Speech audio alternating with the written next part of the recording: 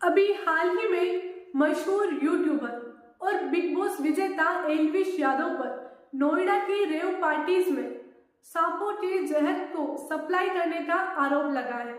इस संबंध में नोएडा पुलिस ने एल्विश यादव समेत 6 लोगों पर एफआईआर दर्ज की है। एफआईआर में कहा गया कि एल्विश यादव जहरीले और जिंदा सांपों के साथ नोएडा के फार्म हाउस में वीडियो बनाते और रेव पार्टीज करते हैं। पार्टीज में विदेशी महिलाएं भी सम्मिलित होती हैं। यहाँ सांप के जहर को ड्रग्स की तरह इस्तेमाल किया जाता है। हेलो गाइस, मैं हूँ आराधना शर्मा और आज आपसे इसी मुद्दे पर बात करने वाली हूँ कि क्या सांप के जहर से वाकई नशा होता है और यदि इससे नशा होता है तो वो किस प्रकार किया जाता है। क्या इस प्रकार से जहर से नशा करने पर व्यक्ति की मृत्यु हो सकती है अथवा नहीं। देखिए, सांप का जो जहर है वो अफीम या अन्य किसी नशीले पदार्थ जैसे ही असर छोड़ते हैं। देखिए, जब भी किसी व्यक्ति को किसी सांप से डसवाया जाता है तो 10 सेकंड से 40 सेकंड के अंदर ही उसे तेज चुभन महसूस होती है। उसके बाद उसे एक हाई फील होता है। अब इस हाई का मतलब यह होता है कि एक उत्साहपूर्ण अवस्था अर्थात परम सुख की अनुभूति। फिर उसके बाद मसल्स में पेन होना स्टार्ट होता है और उसके बाद 12 से 24 घंटे की गहरी नींद में चला जाता है व्यक्ति और 5 से 7 दिनों तक इस नशे का सुरूर होता है। और यह जो ड्रग्स है वो काफी सस्ता और काफी ज्यादा स्ट्रॉन्ग माना जाता है और यही कारण है कि रेव पार्टी में इस प्रकार के नशे का चलन जो है वो बढ़ता जा रहा है। इस तरह नशे के लिए सबसे ज्यादा कोबरा, करेक, रेड स्नेक और ग्रीन बेल स्नेक का इस्तेमाल होता है। अब स्टार्टिंग में जब किसी व्यक्ति को पहली बार नशा करवाया जाता है तो सबसे पहले उसकी सबसे छोटी उंगली पर सांप को डसवाया जाता है। उसके बाद उसकी जीभ पर या कान के लोब्स पर या फिर उसके होठों पर उसको डसवाया जाता है जिससे उन्हें और अच्छा फील होता है। इसके अलावा सांप के जहर से बने पाउडर का भी ड्रिंक्स में मिलाकर इस्तेमाल किया जाता है। लेकिन अब हम यह बात करेंगे कि यह जहर व्यक्ति के शरीर में किस तरह से असर करता है। देखिए, सांप के जहर में न्यूरोटॉक्सिन होता है। ये जब शरीर में जाता है तब खून में एक्टिव मेटाबोलाइट्स जैसे सेरोटोनिन रिलीज होता है।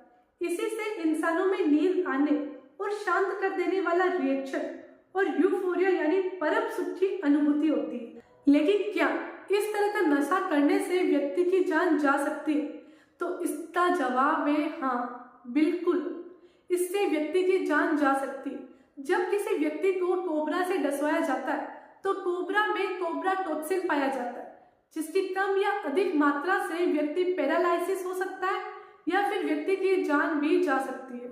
दिल्ली में 1 ग्राम स्नेक बाइट पाउडर की कीमत 20,000 से 25,000 रुपए है। नार्कोटिक्स अधिकारियों का अनुमान है कि अंतरराष्ट्रीय बाजारों में आधा लीटर सांप का जहर लाखों रुपए में बिकता है। अब देखिए, हम जो दवाएं उपयोग में लाते हैं वो दवाएं भी एक प्रकार से ड्रग्स की तरह इस्तेमाल होती है। वर्ल्ड हेल्थ ऑर्गेनाइजेशन के अनुसार ड्रग का मतलब ही दवा है, वही दवा जो हम बीमार होने पर लेते हैं। वर्ल्ड हेल्थ ऑर्गेनाइजेशन के अनुसार ऐसी कोई भी दवा या फार्मास्यूटिकल प्रोडक्ट जो बीमारी का पता लगाने और उसे ठीक करने के लिए दिया जाता है ड्रग्स कहलाता है। असल में कई ऐसी प्रकार की दवाएं होती हैं जो हमारे शरीर को नुकसान पहुंचाती है। इसी वजह से भारत सरकार ने 444 प्रकार के जो ड्रग्स हैं उन्हें भारत में बैन किया हुआ है, जैसे चरस, गांजा, अफीम, मॉर्फिन, हेरोइन, एलएसडी। अब हम जानेंगे कि आखिर जो लोग हैं वो नशा करने के लिए नए नए तरीके क्यों अपना रहे हैं। देखिए, नशे के लिए कई लंबे समय से पारंपरिक ड्रग्स का इस्तेमाल होता था, जैसे अफीम, कोकीन, हेरोइन, मॉर्फिन। लेकिन सिंगल कन्वेंशन और नार्कोटिक ड्रग्स और कुछ अन्य अंतरराष्ट्रीय करारों के तहत ऐसे ड्रग्स पर पाबंदी लगा दी गई है। यही कारण है कि पारंपरिक ड्रग्स की सप्लाई कम होती है और ये महंगे बिकते हैं। इसके विपरीत गैर पारंपरिक ड्रग्स जैसे कोबरा का जहर, क्रोकोडील, बाथ साल्ट आसानी से मिल जाते हैं। अब इस प्रकार के ड्रग्स काफी सस्ते और काफी ज्यादा स्ट्रॉन्ग माने गए हैं, इसलिए इसका जो चलन है वो लगातार बढ़ता जा रहा है। देखिए, ये जो नशे का मुद्दा है ये काफी गंभीर है। कुछ समय पहले एक मूवी आई थी संजू, जिसमें संजय दत्त की जो बायोग्राफी है उसे दिखाया गया और उसमें बताया गया कि किस तरीके से संजय दत्त ने अपने नशे की लत को ओवरकम किया है, जो कि हर प्रकार के नशे से एडिक्ट थे। अब चूंकि ये रिच फैमिली से बिलोंग करते थे तो इनके लिए जो नशे से बाहर निकलने की जो फैसिलिटीज होती है वो इन्हें आसानी से अवेलेबल हो जाती है, लेकिन ये सेम चीज सभी प्रकार के इंसानों के लिए लागू नहीं हो पाती, क्योंकि यहाँ पे जो कुछ लोग होते हैं जो रिच फैमिली से बिलोंग करते हैं, काफी व्यक्ति होते हैं जो मिडिल क्लास और कुछ बिल्कुल ही पुअर फैमिली से बिलोंग करते हैं जो काफी अलग अलग प्रकार के नशे का उपयोग करते हैं। अब आज से लगभग 4 साल पहले मीम वायरल हुआ था सॉल्यूशन कमलेश नाम से। नाम क्या है तेरा? कमलेश। कहाँ का रहने वाला? भोपाल। यहाँ पे कैसे आया? हक्के। डुन डुन डुन डुन डुन डुन डुन डुन डुन। कितनी उम्र कितनी है बेटा तेरी? हमारी 13 साल। कैसे शुरुआत हुई इसकी? शुरुआत कैसे करी इसकी? शुरुआत पहले हम पीते थे, इससे बड़ी से ना सिगरेट से स्लोजन जो ट्यूब वे स्लोजन सीखा है। ट्यूब क्या चीज होती है? पंचा जोड़ने वाली। बहुत अच्छा मजा आ जाता है, सो घूमते नशा आता है, नींद अच्छी आती है, रात में सपने नहीं आते हैं, अच्छी नींद आती है, खाना भी अच्छा खाते हैं। इसमें हमने देखा कि कैसे 13 साल के छोटे बच्चे ने हर प्रकार के नशे का रूप चखा हुआ है।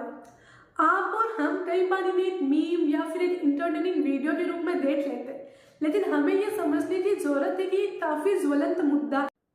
सरकार और प्रशासन को ही नहीं, हमें और आपको भी जागरूक होना होगा, इसके ऊपर चर्चाएं करनी होगी, क्योंकि इसी से ही फर्क पड़ेगा और ये फर्क पड़ना चाहिए। ऐसे ही और मुद्दों से जुड़ने के लिए और इन्हें आगे बढ़ाने के लिए इसे लाइक और शेयर करिए और चैनल को सब्सक्राइब कीजिए। जल्दी हमारी मुलाकात होगी और ऐसे मुद्दों पर जिससे हम हमारे अंदर बदलाव लाएंगे और इसी से हमें हमारी सोसाइटी में बदलाव देखने को मिलेगा।